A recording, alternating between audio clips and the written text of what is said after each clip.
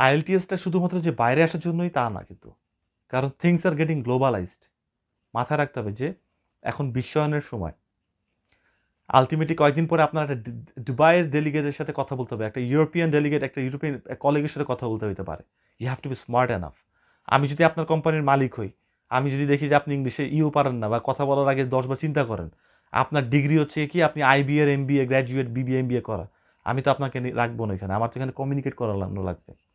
তো আমি তখন আইবিতেও ধুয়ে পানি খাবো না, আমি কোনো কিছু ধুয়ে পানি খাবো না। So just make sure that you do this. তো এই জায়গাটা আমাদেরকে একটু ডেভেলপ করতে হবে। ডাজেন্ট ম্যাটার যে আমরা ওইটা করতে পারি এটা করতে পারি, we still have time. So just go ahead do this. We still have time. আবারও বলতেছি, স্টিল হ্যাভ টাইম। 35-38 বছর বয়স, got visa, study permit. So don't worry about them. বিয়ে হয়ে গেছে, এখন বাচ্চাদের তো ভিসা দিছে, বউ প্রেগনেন্ট তারও ভিসা দিছে, 2 বছর পর তার প্রেগনেন্সি ইয়ে হবে। এই সময় মানুষের অনবোর্ড করতে দেয় না, সে কালকে আসতেছে, হোপফুলি ইনশাল্লাহ ভালো মতো এখানে পৌঁছায়।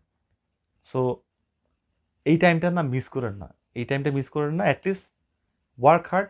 আর কিছু না হোক, মানুষ তো সব কিছুতেই পারে। অ্যাটলিস্ট পরিশ্রম করা কাকে বলে এটা তো শিখবেন, যে পরিশ্রম করতে হবে, 12 ঘন্টা কীভাবে কাজ করতে হবে, আর এত সহজে টায়ার্ড হওয়া যাবে না সেই জিনিসটা কীভাবে করতে হবে।